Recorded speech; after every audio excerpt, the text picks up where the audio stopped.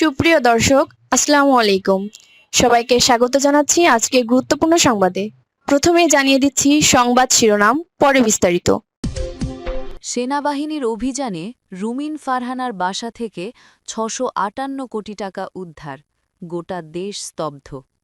বাংলাদেশের রাজনৈতিক অঙ্গন, প্রশাসন এবং সাধারণ মানুষ সবার মুখে আজ একটাই খবর।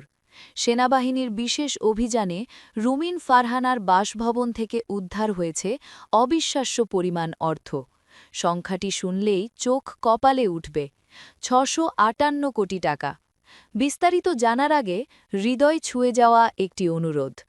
আজ যদি বেগম খালেদা জিয়া নামটি শুনে আপনার বুকের ভেতরটা ভারী হয়ে আসে, যদি ভোরের সেই খবর একটি দীর্ঘ অধ্যায়ের সমাপ্তি আপনাকে নীরবে কাঁদায়, যদি মনে হয় এই বিদায়ে শুধু একজন মানুষ নয়, একটি সময়, একটি সংগ্রাম, একটি ইতিহাস বিদায় নিল, তাহলে আজ একটু থামুন।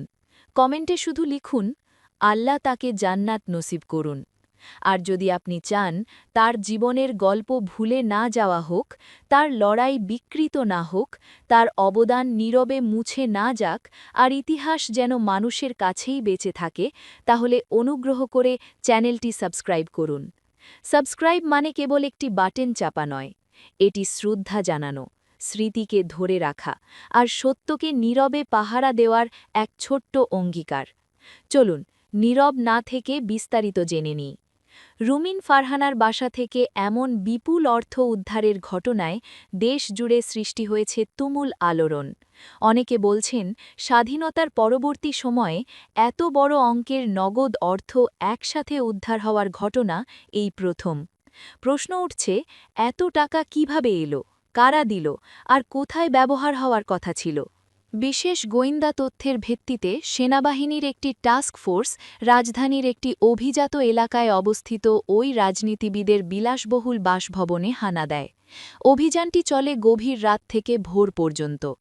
একের পর এক কক্ষ, লকার এবং গোপন সিন্দুক খুলতে খুলতে সেনা সদস্যরা হতবাক হয়ে যান। প্রতিটি সিন্দুকেই টাকার বান্ডিল, ডলার ভর্তি ব্যাগ এবং স্বর্ণের বার পাওয়া যায়। প্রত্যক্ষদর্শীরা জানিয়েছেন, দৃশ্যটি ছিল যেন সিনেমার মতো। এক পাশে নগদ টাকার পাহাড়, অন্য পাশে বিদেশি মুদ্রা এবং অলংকার। এত পরিমাণ সম্পদ দেখে অভিযানে অংশ নেওয়া সদস্যরাও বিস্মিত হন। উদ্ধারকৃত অর্থ এত বেশি ছিল যে হাতে গোনার কোনো উপায়ই ছিল না। বাধ্য হয়ে সেনা সদস্যরা নিয়ে আসেন বিশেষ মানি কাউন্টিং মেশিন। ঘণ্টার পর ঘণ্টা ধরে টাকা গোনার পর প্রকাশ পায় ভয়ঙ্কর হিসাব, ৬৫৮ কোটি টাকারও বেশি। শুধু তাই নয়, উদ্ধারকৃত মুদ্রার মধ্যে ডলার, পাউন্ড, রুপি ও রিয়ালও রয়েছে। খবরটি প্রকাশের পর মুহূর্তেই সামাজিক যোগাযোগ মাধ্যমে ভাইরাল হয়ে যায়। ফেসবুক, টুইটার এবং ইউটিউবে ঝড় বয়ে যায় আলোচনা সমালোচনার। একজন মন্তব্য করেছেন, দেশে যেখানে নিত্য প্রয়োজনীয় জিনিসের দাম আকাশ ছোঁয়া, সাধারণ মানুষ চাল ডাল কিনতে হিমশিম খাচ্ছে, সেখানে রুমিন ফারহানার বাসায় ৬৫৮ কোটি টাকা প্রমাণ করে দুর্নীতি কতটা ভয়ঙ্কর। অন্যজন লিখেছেন, এই টাকা দিয়ে দেশের হাসপাতালগুলো আধুনিক করা যেত, গ্রামে গ্রামে স্কুল কলেজ গড়া যেত, অথচ কিছু দুর্নীতিবাজের কারণে দেশ পিছিয়ে পড়ছে। বিরোধী দলগুলো একে বিএনপির দুর্নীতির নগ্ন উদাহরণ হিসেবে বর্ণনা করেছে। তারা দাবি করছে, এটি কেবল একজন রাজনীতিবিদের সম্পদ নয়, বরং এর পেছনে একটি বিশাল চক্র সক্রিয়। অন্যদিকে সরকারি মহল বিষয়টি নিয়ন্ত্রণে রাখতে ব্যস্ত। তবে জনমনে প্রশ্ন জেগেছে, এত অর্থ কি শুধুই ব্যক্তিগত, নাকি আরও বড় কোনো সিন্ডিকেট এর সাথে জড়িত? সেনাবাহিনী জানিয়েছে, উদ্ধারকৃত অর্থ রাষ্ট্রীয় কোষাগারে জমা দেওয়া হয়েছে। একই সাথে উচ্চ পর্যায়ের একটি তদন্ত কমিটি গঠন করা হয়েছে, যারা ঘটনার পেছনের মূল হোতাদের খুঁজে বের করবে। সেনা সূত্র আরও ইঙ্গিত দিয়েছে, এই অভিযানের মাধ্যমে শুধু শুরু হয়েছে। সামনে আরও বড় বড় অভিযান আসতে পারে, যেখানে আরও চাঞ্চল্যকর তথ্য প্রকাশিত হওয়ার সম্ভাবনা রয়েছে। দেশের সাধারণ মানুষ এখন চায় শুধু টাকার পাহাড় দেখানো নয়, এর সাথে জড়িত সকল দুর্নীতিবাজকে বিচারের মুখোমুখি করা হোক।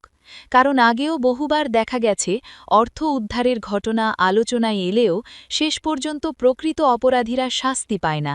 এবার জনগণের প্রত্যাশা দুর্নীতির এই অন্ধকার সাম্রাজ্য ভেঙে দেওয়া হোক। ৬৫৮ কোটি একটা সংখ্যাই গোটা দেশকে নাড়িয়ে দেওয়ার জন্য যথেষ্ট। সেনাবাহিনীর এই অভিযান প্রমাণ করেছে দুর্নীতি কেবল গুজব নয়, বরং বাস্তবতার নির্মম চিত্র। এখন দেখার বিষয়, রাষ্ট্র কি সত্যিই দুর্নীতিবাজদের বিরুদ্ধে কঠোর অবস্থান নেবে, নাকি আবারও চাপা পড়ে যাবে।